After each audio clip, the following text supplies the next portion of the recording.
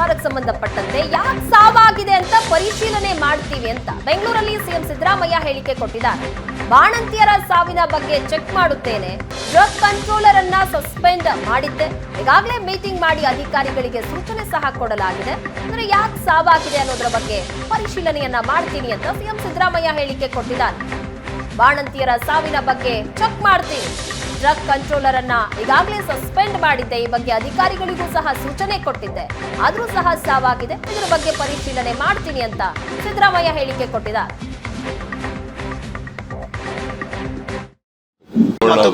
ಯಾಕೆ ಸತ್ತಿರೋದು ಅಂತ ನೋಡ್ಬೇಕಲ್ಲ.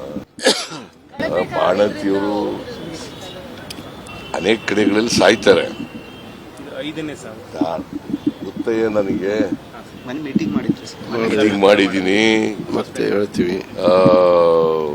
Drugs ಕಂಟ್ರೋಲರ್ನ suspend ಮಾಡಿದ್ದೀವಿ, ಇನ್ನೊಬ್ರು ನೋಟಿಸ್ ಎಲ್ಲ ಮಾಡಿದ್ದೀವಿ. ಇದನ್ನು ಕೂಡ ವಿಚಾರ ಮಾಡ್ತೀನಿ ನಾನು. ಅದು ನಮ್ಮ ಔಷಧಿಯಿಂದ ಮಾಡಿದ್ಯಾ ಅಥವಾ ಡಾಕ್ಟ್ರಿಂದ ಆಪರೇಷನ್ ಮಾಡೋದ್ರಿಂದ ಸತ್ತಿದ್ದಾರ, ಇನ್ಯಾವುದೇ ಕಾರಣದಿಂದ ಸತ್ತಿದ್ದಾರ ಅಂತ ನೋಡ್ತೀನಿ ನಾನು. ನೋಡಿ,